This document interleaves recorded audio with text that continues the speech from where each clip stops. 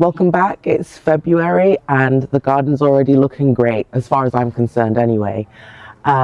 We have lots of things blooming. Well, not lots of things, but there are a few things blooming, which is how I designed this garden, is to have 12 months of interest. So every single month there is at least one kind of flower in bloom. But there is something special about this time of year.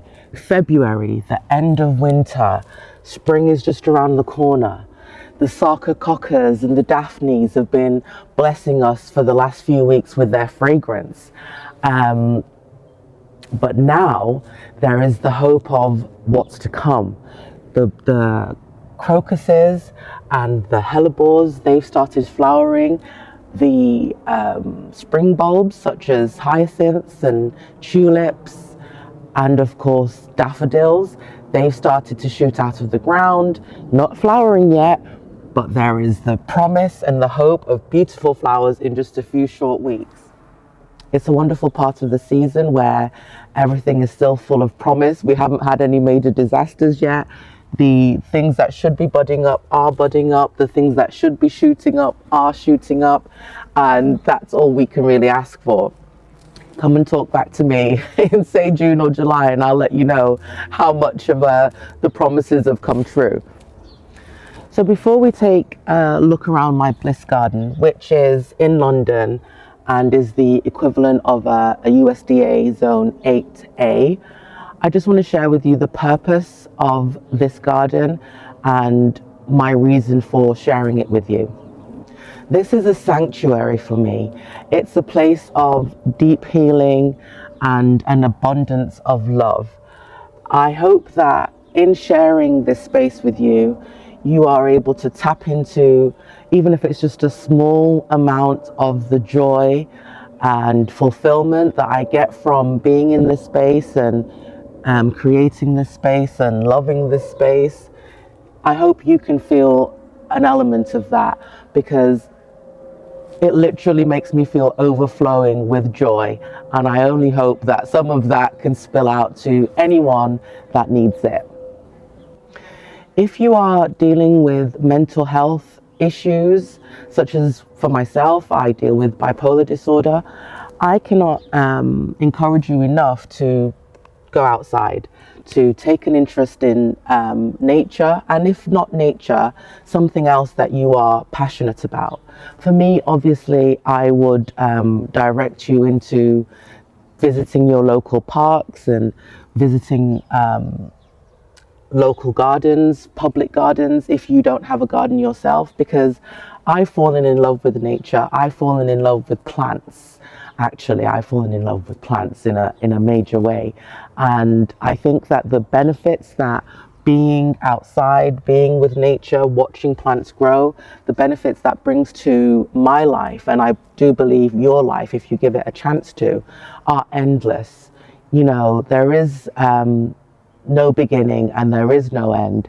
It just is a continuous loop of a gift. It's a continuously giving gift. There is always something that you can receive from being with nature, being with your plants. And if you don't have any plants, then I hope that being with my plants brings an element of that to you.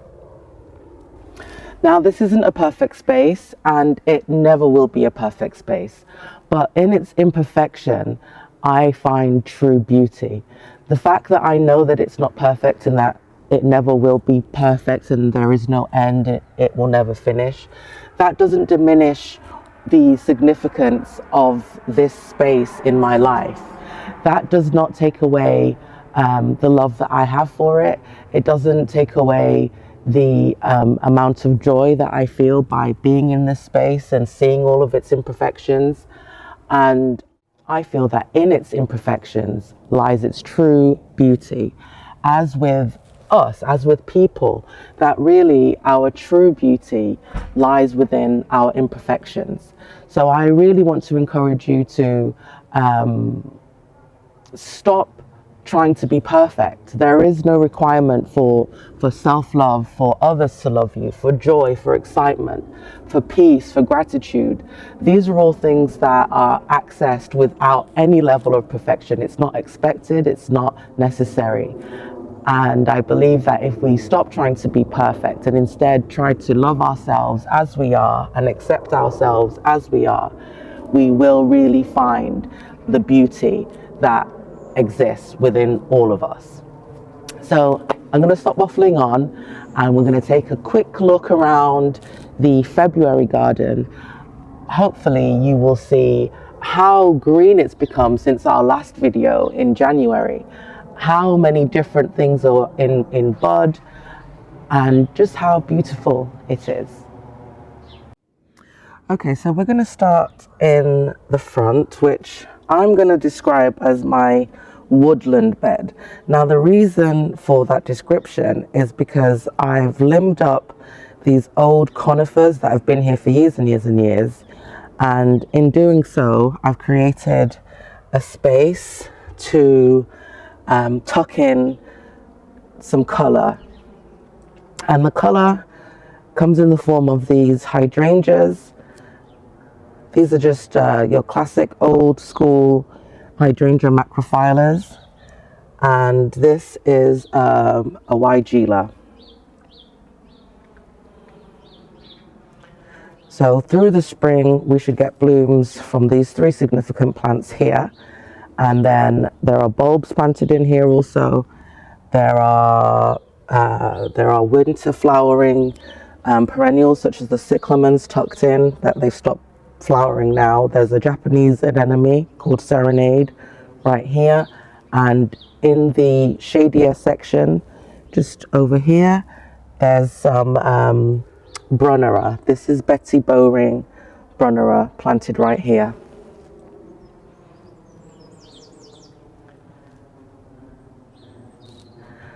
I have an experimental jasmine officinale. This is the clotted cream variety that's been trained up the limbs of the conifer trees. Hopefully it will bloom. I haven't had any blooms as yet, but there are definitely hopes of blooms, as you can see here. Something's happening. This is what I'm describing as my Japanese inspired, Zen inspired, white inspired garden. And if you hear a theme, and that theme is inspired, because essentially I've taken the things that inspire me, but I've created my idea of it. It isn't a Japanese garden, it isn't a Zen garden, and it isn't a white garden, not truly a white garden anyway.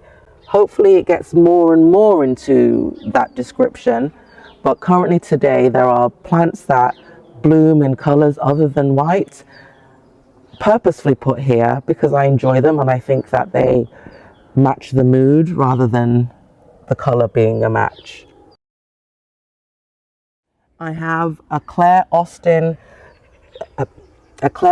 David Austin climbing rose, that was a mouthful, planted right here in a big pot.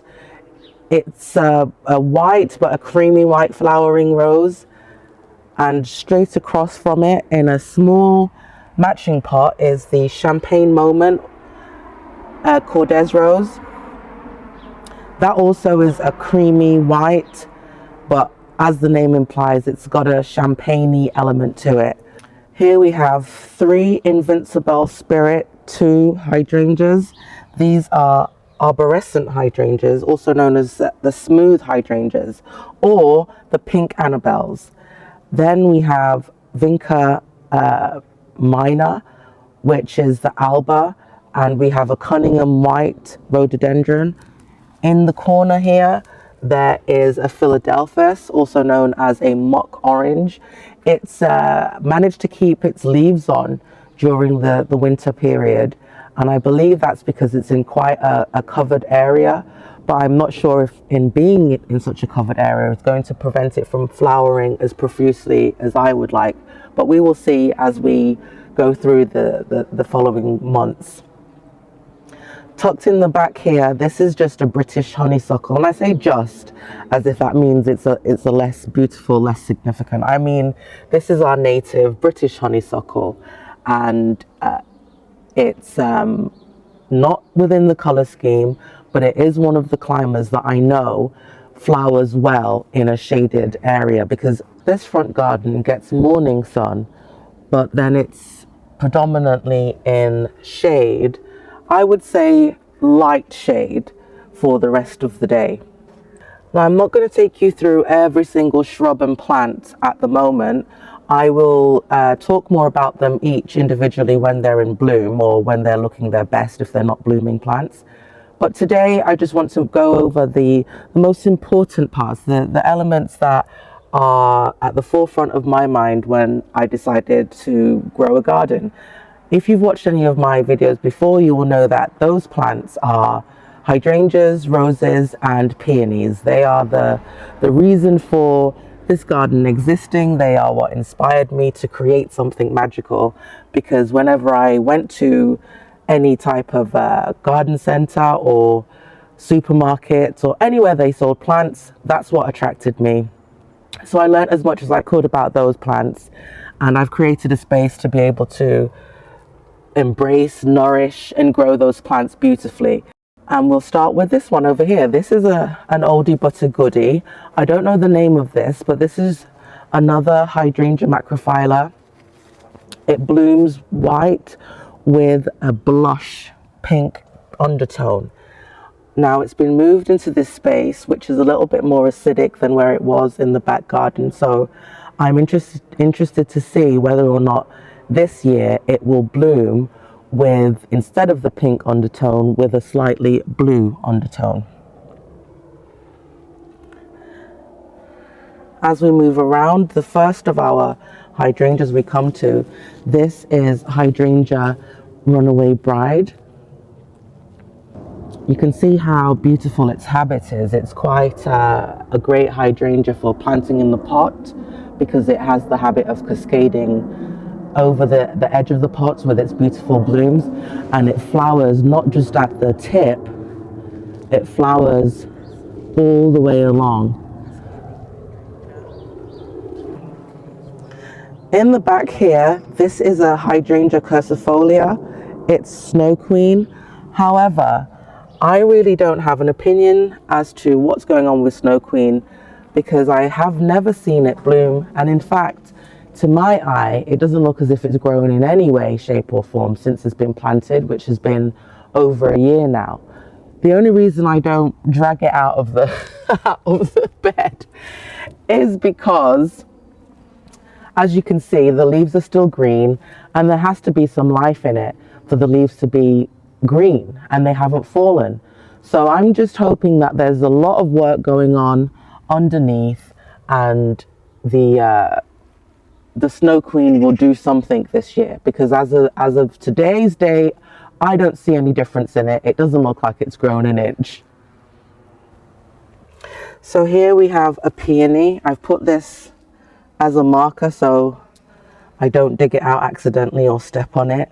This is a peony. This is crinkled white peony, just the normal herbaceous peony that dies down to the ground, as you can see. I make that distinction because I do have the other varieties of peonies in the back garden. And this one is a Duchess de Monet right here. Both are white flowering peonies. One is a double, the Duchess, and one is a single flowered or a single petaled peony, the crinkled white. So in this border there is a runaway bride hydrangea planted here, and there's also one planted here. This is the one we just looked at. This is to create some type of order, a bit of balance in this border. It isn't about symmetry, because it's not symmetrical, but it does bring some type of balance. Along with there being two runaway bride hydrangeas planted here, there are also two Yuki snowflake deutzias. There's one here and there's one here. There are the two heucheras, not looking their best yet, but still managing to hold on to some leaves. And there's also the 2 star jasmines planted here, 1, 2, which repeat the star jasmine that are planted on the arch as we walk into this garden. They're exactly the same variety, so it gives you that continuity. It brings that cohesiveness to this garden area.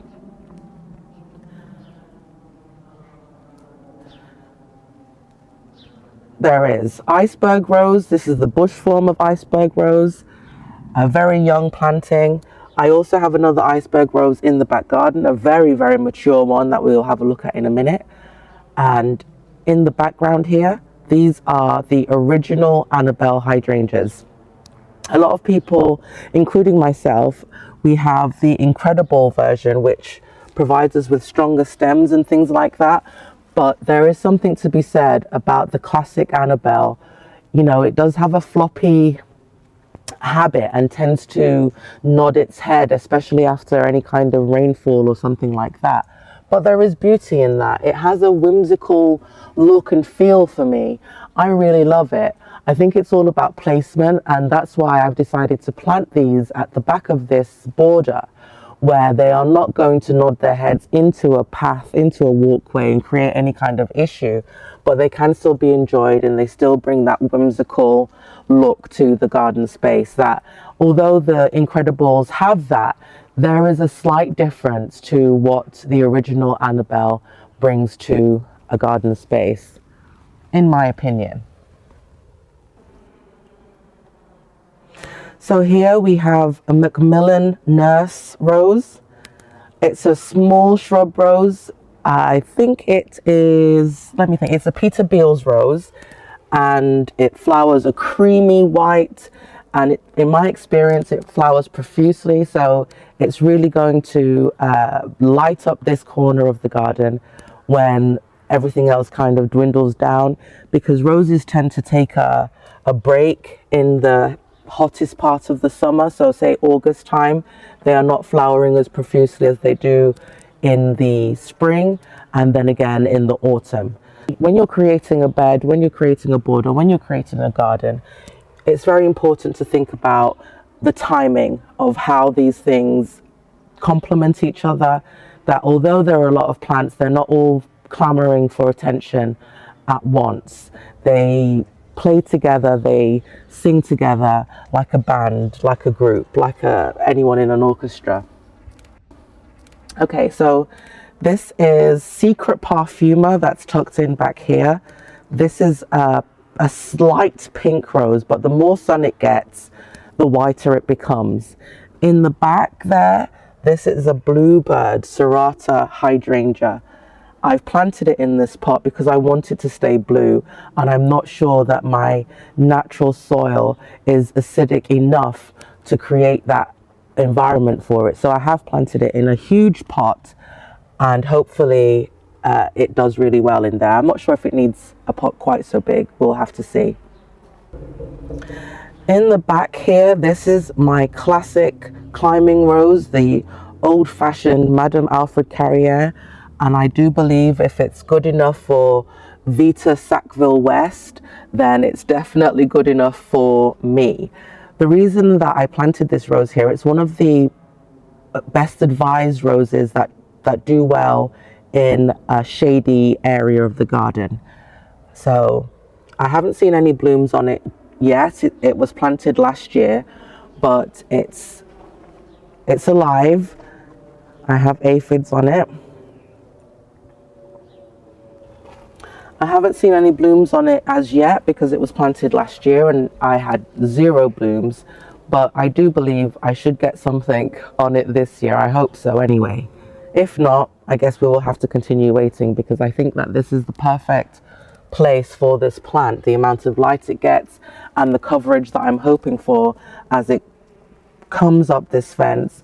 I'm training it towards the house to come up and over where the kitchen window is. That's the hope, that this corner here will be filled with Madame Alfred Carrière. Now the roses in the pot. This is a brand new one. This is a bare root just planted a few weeks ago. David Austin Desdemona, a white flowering rose. Here, this is the Country Parson, another David Austin rose. That one flowers a very light yellow.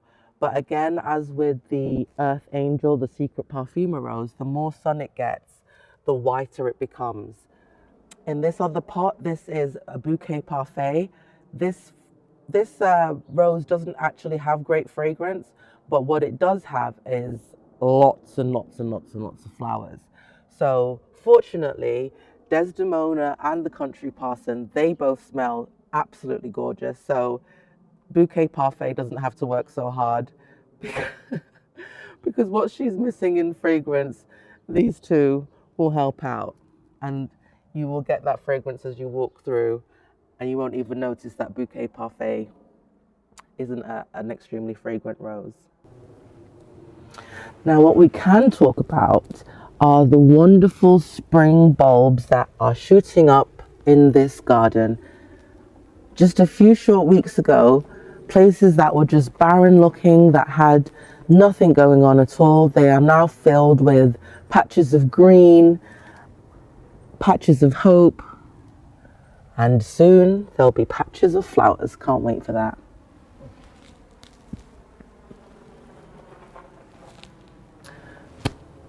Now, this is the main entrance to my house, to my home. One of the things that really challenged me when creating this area is the fact that because of the flagstones, I had to create a container garden. For me, that was quite difficult because I have a need for permanence. I have a need for things to be always there, or at least to seemingly always be there. And in creating this garden where, of course, the very fact that things that have to go into a container are not necessarily your longer lived shrubs and things like that, that idea challenged me. But in creating the container garden, I've fallen in love with the idea of it, that it's a wonderful opportunity to be able to chip in and change out what's flowering, what's looking its best at any time of the year. So actually, what was a problem has turned out to be one of the greatest gifts, because it gives me the opportunity to consistently, which is quite important when it's your main entrance, when it's somewhere that everybody sees when they come to your house, to put my best foot forward, to put the best plants forward. And I really love that opportunity, and what I once looked at as a challenge, I now find a beautiful experience. It's work, it's much more work than, say, just planting a flower bed or a border and having lots of perennials in there and shrubs and trees and things like that that take care of themselves once you've planted them and allowed them to establish. A container garden doesn't work like that because, of course, in its very nature, it depends on you. One of the things that is most challenging about having a container garden is the watering. You have to stay on top of it. It's a consistent thing. Some of these plants will need to be watered every single day. Not right now because we are in February, but as we progress, for instance, this rose that's planted here, it's a climbing rose. It's already in a pot, so everything is stacked against it. So it's really going to depend on me to keep it fertilized and to make sure that it has as much water as it needs, especially as we move into the warmer months. One of the best things, though, about having plants in containers is about your spring bulbs. I don't know if you are aware, but tulips have a real difficulty in flowering as profusely as they do the first year as time goes on. As far as I know, it could be everywhere, but I definitely know for us here in the UK, that's the problem that we have. What a lot of gardeners do to combat that issue is they actually dig their bulbs out every season. They let them flower, then they wait until the foliage dies back, meaning it turns yellow and actively goes limp and dies back by itself. They don't cut the foliage. Which that allows it to photosynthesize, which feeds the bulbs so that the bulbs are fully nutrient rich before they get put into storage to be replanted again in the October, November, December, depending on where you live. And that's what encourages our tulips to flower as profusely each year as if you planted them the first year. Fortunately, daffodils and hyacinths and crocuses and snowdrops and lots of other spring flowering bulbs don't have the same issue. But let's be honest, tulips are really what we think about when we think about spring flowering bulbs. I mean, tulips and hyacinths and daffodils. Okay, no, let's let's stick with my first statement. As far as color, tulips are what we really think about when it comes onto spring flowering bulbs. So the wonderful thing about planting them in pots is once they've stopped flowering, you can just move the pot to a less visible area and then allow it to die back naturally. You tip it out, you get your bulbs out, and you store them. So actually, where the issue in the back garden and where I have bulbs planted in other beds and borders is that obviously once they've stopped flowering, they're not looking their best, and it's not the best thing for the plant for you to cut that foliage back. And if you're one of those types of gardeners that enjoys your garden to look a particular way at all times, then it's really hard for you to just let that natural process happen without doing something about it. Having them in pots solves that problem. So I really advise container gardens if and where possible, especially for our spring flowering bulbs. It solves that issue of having to wait for your tulips to die back before we can cut them back.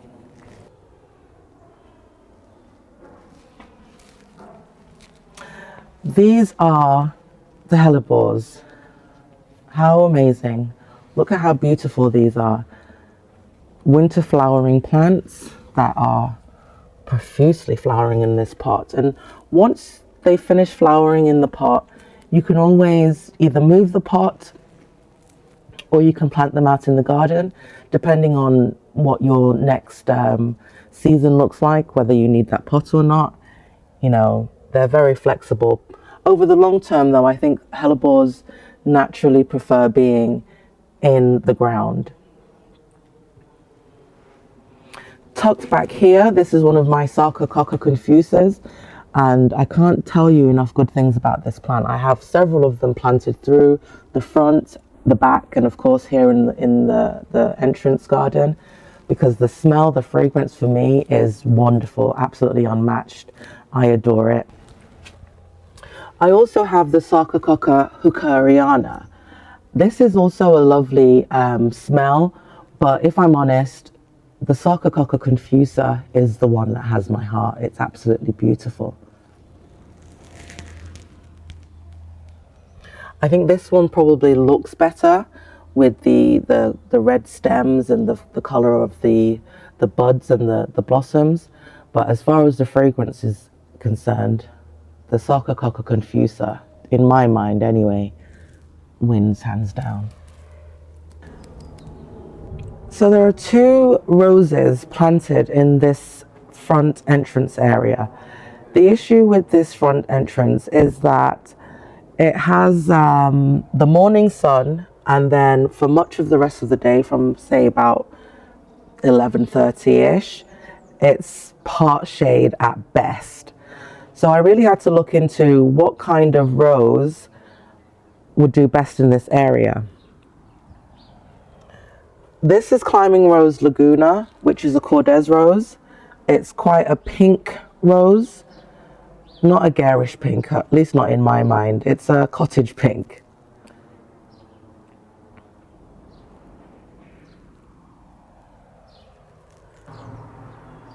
And in this pot here, this is David Austin, the Poet's Wife, which is a lovely yellow rose.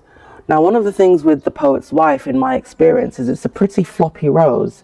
And actually it was planted in the ground, but you really couldn't enjoy the fragrance, which is wonderful. It has a lovely, lovely fragrance to it. But because of its habit, having it in the ground doesn't allow you to really enjoy the fragrance in just passing by the plant. So I thought this would be a great solution, having it in this pot by the front door, raising it up from ground level. And also the David Austin website does say that it does okay in a shadier spot. So I have high hopes for the Poet's Wife.